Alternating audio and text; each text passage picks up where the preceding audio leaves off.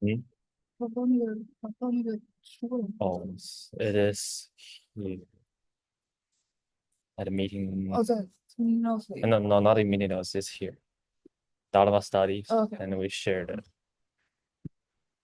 Sorry. So okay, and today we are going to start chapter 2. Oh, let me take this. So chapter 2 is the part where it comes to the supernatural power of the Bodhisattva. And just to remind everybody, for people that are not here, and the Ksitigarbha Bodhisattva is the main character in our sutra this time. And yes, so here at the time, the emanation of Ksitigarbha Bodhisattva from all the hells in immeasurable world all come and assemble in the place of the.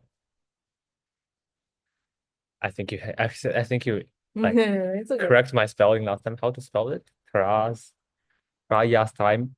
Is that how you want to spell it? It's okay. It's okay. Okay. So basically, it means 33 heaven is a heaven where the Buddha is expounding the sutra to his mother. Well, the emanation.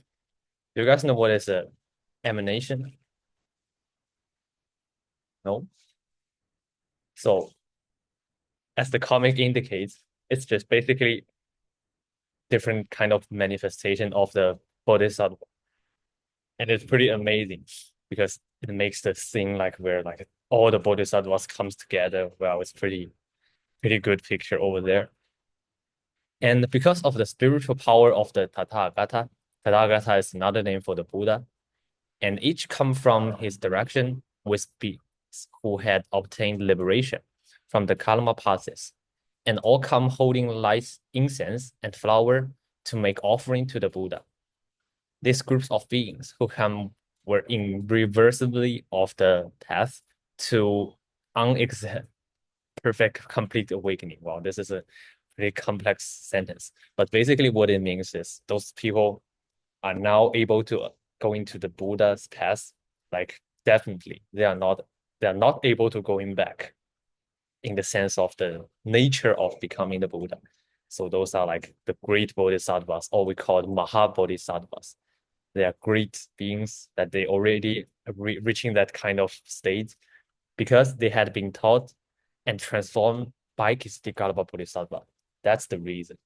Because they are able to like get in like keep intimate with Ksitigarbha Bodhisattva. They are able to hear from all those like inconceivable dharmas that expounded by the Bodhisattva. So that's the way they approach the Buddha's path. So for many long kalpas, these beings had been undergoing suffering in 6 realms. What the 6 realms?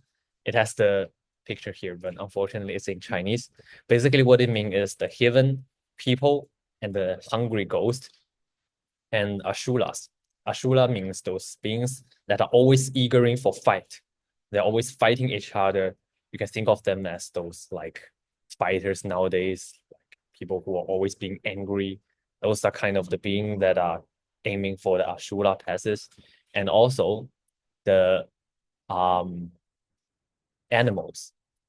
This is also a path that is over there. And finally, the hell, which is the most undesirable passes.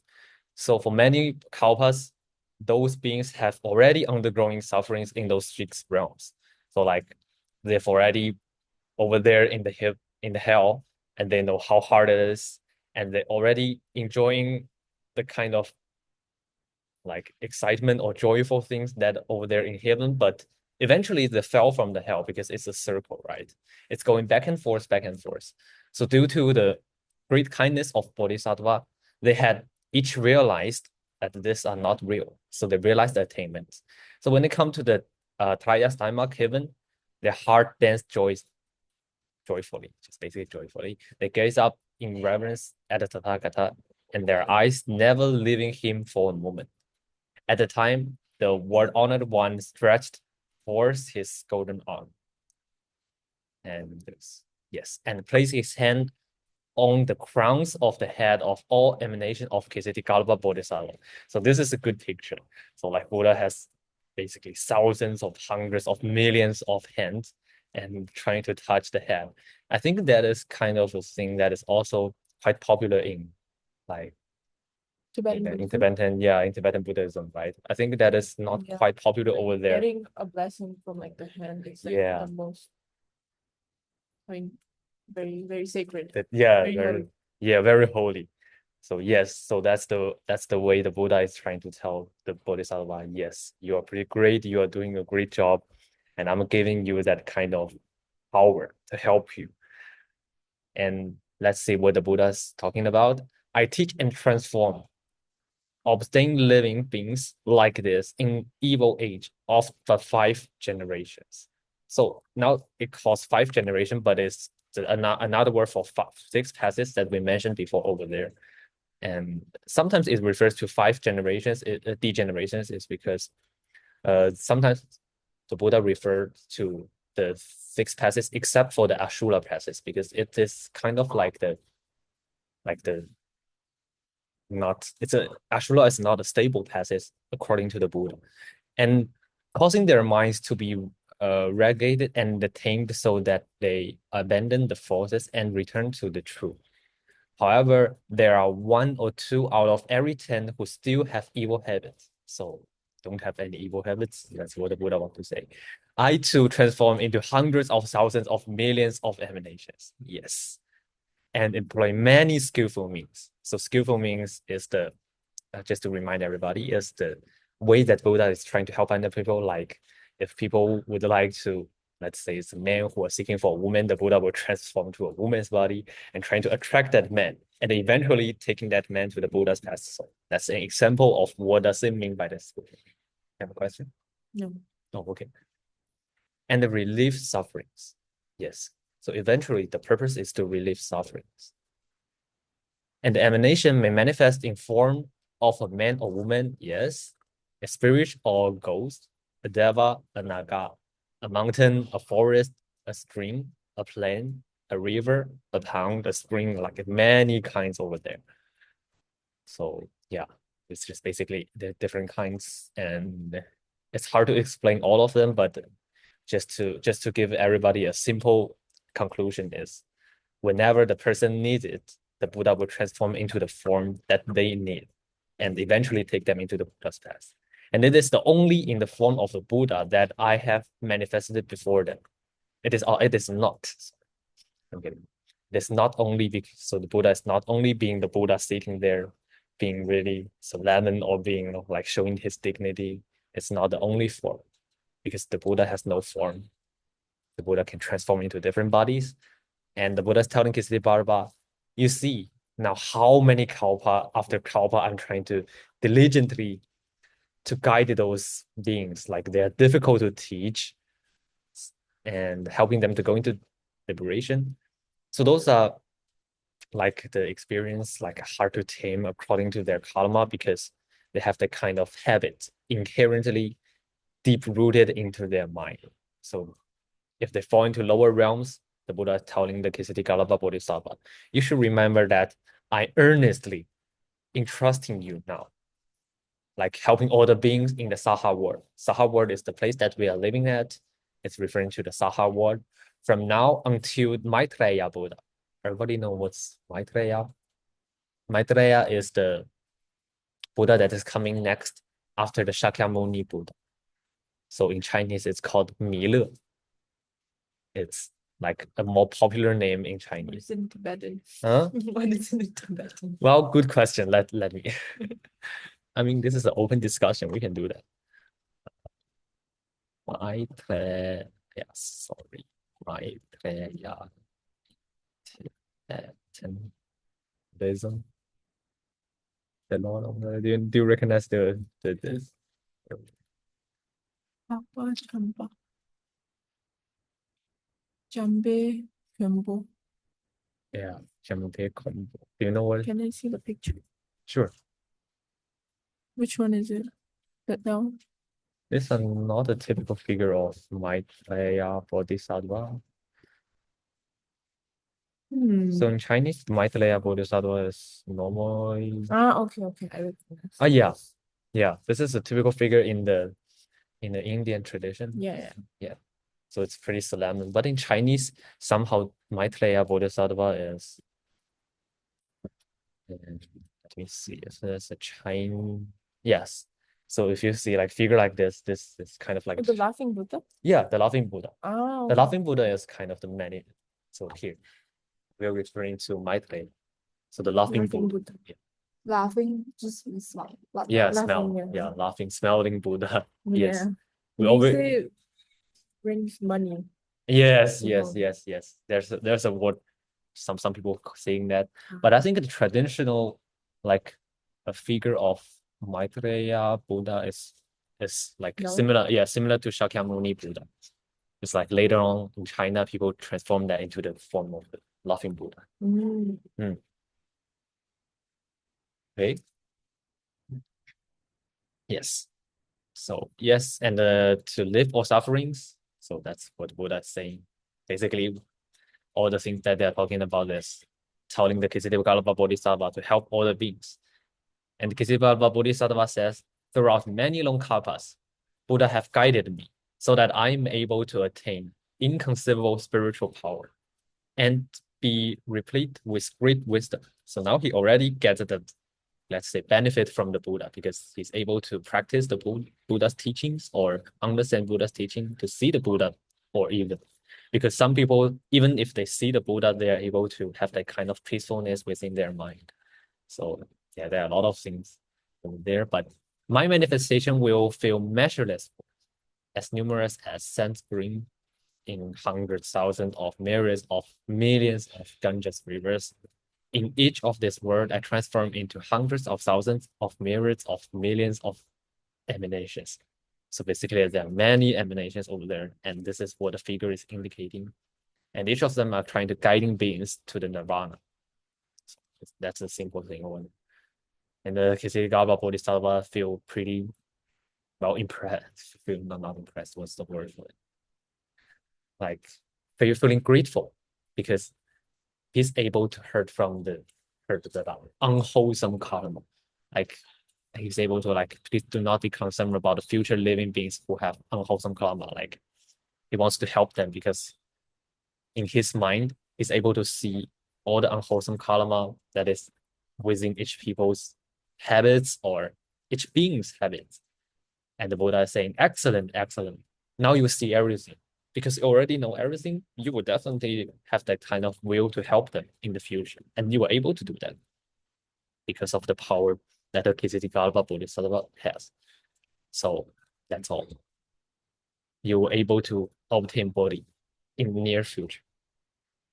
So just to summarize everything in this chapter, it's basically trying to getting people to that zone of belief, saying, okay, the Buddhas and the Bodhisattva has that kind of power, trying to have all the emanation in different words and helping different people. And through the discussion of them, we can see like, yes, the Buddha is trying to help, like let the Bodhisattva in the future, like, yes, you have to help the beings over there because I will enter the nirvana because that's the nature of the karma. That's how I will manifest as the Buddha, and that's the thing. But in the future, since you have that kind of will, because each bodhisattva has different wills, and that's kind of the reason that they will manifest like certain form of Buddha. So if you read through sutra, like some Buddha is like they have unmeasurable time lives, unmeasurable kalpa lifespan. And for Shakyamuni Buddha, it manifests like 80 years of lifespan. It's kind of relatively short, but that's based on their will and based on the condition. Because in this world, most beings they don't have the kind of wholesome karma. They're not able to hear those excellent karma over there. So the Buddha is trying to manifest. Okay, the karma is pretty short. If you want to listen, let's go in. Don't like be there and seeing. Yeah. But in some other places over there, like those beings have the causal karma and they can live a long time. Like they can live definitely longer than 100 years, like thousands of years. So there are chances over there. So the Buddha is saying, okay, let's be chill. Yeah, people can come here every time because they have the kind of karma, but in this world, unfortunately, no. So that's one of the reasons, and there are definitely other reasons. Why is that so? Let's go to the chapter 3. It's a continuous thought. Yeah. So now, so if we read the chapter's name, it's like observing the karmic condition of living beings.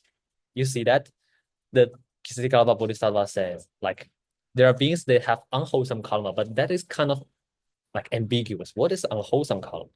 So we are going to like discuss. So not we, but the Ksitigarbha Bodhisattva will introduce to us what is that. Now, the Buddha's mother, Queen Maya. So do you guys know Buddha's mother?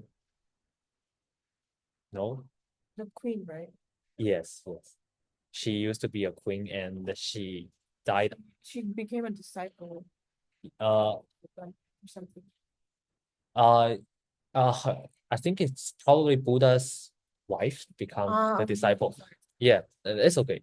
Like his mother is died after 7 days. The Buddha is Abort, yeah, yes. after Buddha was born, because yeah, that's her mother's karma.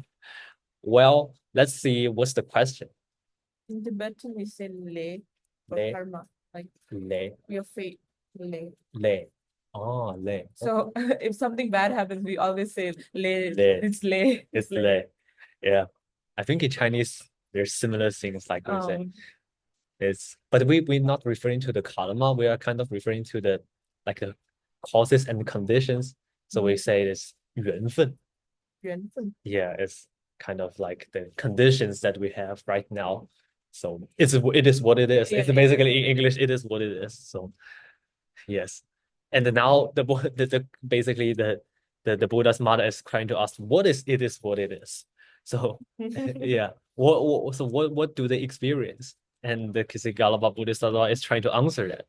So like the speech over here, like there are thousands, myriads of different words over there, and they all of them have a different kind of karmas. So to make it pretty short, let's go into the direct things that discussing about. So they will fall in. So here, the offenses in Jambadeva and the ribbon effects are like this. If there are living beings who are not like what is the word? Filial towards their parents. So basically is they are not being good to their parents. They don't take their parents to the good places. They don't like feel grateful to their parents, or even killing their parents. That is definitely not desired. They will fall into the incessant hell. And for thousands of myriads of millions of kalpa, they will not get out of the hell. And their single wishes, they will not be fulfilled. Why? Because it's their parents. How can they do that? So if there are living beings who shed the Buddha's blood, who slander the triple gem, to remind everybody for triple gem, it's the Buddha, Dharma, and the disciples or the monks. So it's the triple gem. So they're disrespecting the sutras. And they also fell into incessant hell for thousands of millions of trillions of kalpas, and without the time of releasing their single wishes. If there are also beings who are trying to damage the property, remember this. This is kind of the thing that people don't remember now. Like they're trying to damage the property of the Sangha or the monks. They will, or like they commit sexual acts in the monastery, or kill the beings over there. They will also fall into the hell for the similar reason. And there are also beings who pretend to be monk, or trying to like trick the monk or deceive the monks, like eventually lead to evil acts. They will definitely go into the hell because it is the way that they are like killing other people's potential causes to go into the Buddha's path. That is a significant thing that we don't want to do. We want to try to help other people to become the Buddha.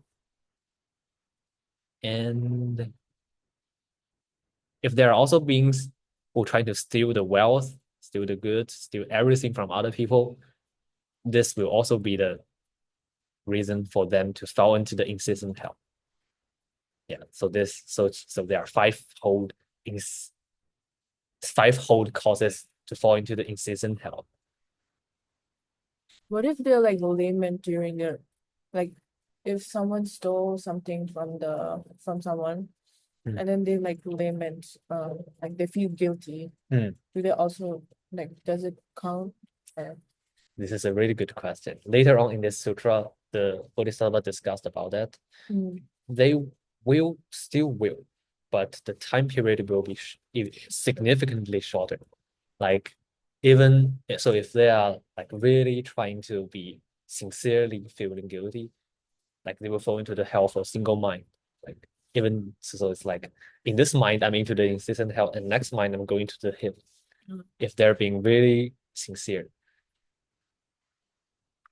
Yes, that's a very good question. So, as you've mentioned, like because some people realize the things are not doing is not good, and they trying to like feel guilty.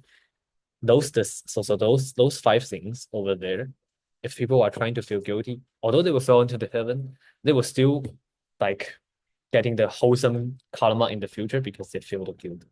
So there are still ways to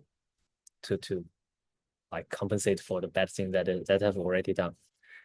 And okay, so what is the incessant hell? Although I think the word is already saying it, it's like unable to stop. Basically, the meaning is what it is. And the Bodhisattva says, Holy Mother, the hell are within the great iron encircling mountains. So the mountain is like composed of huge iron fences around the mountains. And there are 18 of the great hells. Second to them, there are 500, each with a different name. And next, there are hundreds of thousands, each also with a distinct name. Okay, so it comes different names, different names, different names. And because it is unable to stop, it is called incessant hell. And it's made of iron, as I've just mentioned. Let's go pretty quick. Okay, so what's within that? It's not only the iron fences. There are like iron snakes, iron dogs, like fires, and every other undesirable things within. But basically made of the iron, made of like fire, made of the what's the word for it? But just iron and fire are the two major things over there. It's the undesired, and with thousands of myriads of people undergoing the torment there, each of them feeling the same pain. So no difference over there. It is also called incessant. And moreover, the wrongdoers undergo all the manners of sufferings. So there are hundreds of thousands of yakshas and evil. Yakshas are just ghosts or like evil spirits over there. It's in Hindi, it's Rakshas, which means like demons. Rakshas, yes. So yaksha. So I think I know what you're Rakshas. Rakshas. Rakshas. Yeah, Rakshas. So in this, yes, demons. yes, there are demons, and this is so according to the Buddha, this is a different kind of demon. Yeah, so this demon is like they can run really fast, so they are calling yakshas, and yakshas is kind of the demon that is harmful within people, but this kind of being is like running pretty fast, kind of going everywhere to harm other people. But good question, yes. And yes, they're trying to harm other people. So basically trying to scare people not falling to that hell, catching them again. So that is not desired. And yes, molten copper pulling into people's mouths, and the body will bonded into hot iron. They will undergo myriads of deaths as many births. So because of their karma, they will death like for a single day for 1,000 of times. And being there for millions of kalpas. As we've mentioned before, a kalpa is like 20 million years, basically. So a long time. Yes. Okay. Now comes to the explanation for why it is like incessant. There are 5 reasons. So first, the tournament is undergoing like day and night through many kalpas, and with never any break. Therefore, it is called incessant. because the time is not ceasing. And second, one person feels this hell, and many people also feels it too. So disregard how many people within there, disregard like what species, what kind of beings are you before, they will undergoing the same suffering. And third, there are instruments of tournament, such like forks, gloves, like eagles, snakes, wolves, dogs, any kind of things that we've already mentioned before to harm other people. That's the thing that is undesired. And yes, basically different kind of things that is undesired. And fourth, let's go to the fourth one. And be there man, woman, or any race, young or old, of upper or lower classes, or nagas, or spirits, or devas, or ghosts, like any kind of thing, they all undergoing the same thing. I think that's we've mentioned before. And fifth, if being fell into this, they will undergo myriads of deaths and myriads of births each day. This is the thing that is most significant. Like because they will undergo many times of births and deaths because of their mind before. So they were undergoing that kind of like yin and yang. I don't know how to explain that. That kind of circling, that kind of karma back and forth for in a single day. So as I mentioned, they will undergo like thousands of karmas. It is a long time period, and they cannot return to the being like us, being a human. So because of this continuity, it is called in season. And the Bodhisattva just mentioned, okay, we are unable to discuss the detail because it's too much. Even like this, I can see like people don't want to hear about it because it's like pretty stuff. It is like people suffered a lot. So we don't want to hear much about that. And this is the karma of the beings over here because of things that they did. So just to give everybody a quick conclusion. So at the start of the chapter, we've mentioned there are 5 things that we don't want to do, like being not being not faithful. It's like harming our parents, not being grateful to our parents. That is one thing we don't want to do. And the second thing is we don't want to like shed the Buddha's blood or trying to send the triple jump. That's the second thing. And the third thing is like if there are living beings who are damaging the property of the monks, it is also the thing that you will get into hell. And the fourth thing is like when you be a monk and you get into the monastery and you are trying to do the things that are not allowed over there, you are also getting into the hell. And the fifth thing is to stealing other people's things. That is the other thing that you will get into the hell. And the rest of the thing is kind of describing how undesirable the hell is. So if you are not doing those 5 things, good for you. You will not get into that kind of hell. So that's the end of this chapter. Okay. I think I will just, yeah, because last time we talked too much. So this time I will leave it here probably. And I want to probably let people ask if there are any questions. Okay, good.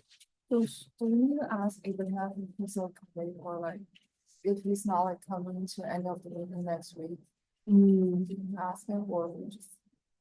I think we should like if he doesn't show up next. Yeah, let's check on him. Yeah, we should check. I will ask. That's yeah. But yes, pretty good. So we see the power of Bodhisattva and how are we going to perform it. So that's our thing today. Thank you. Who's Nick? Nick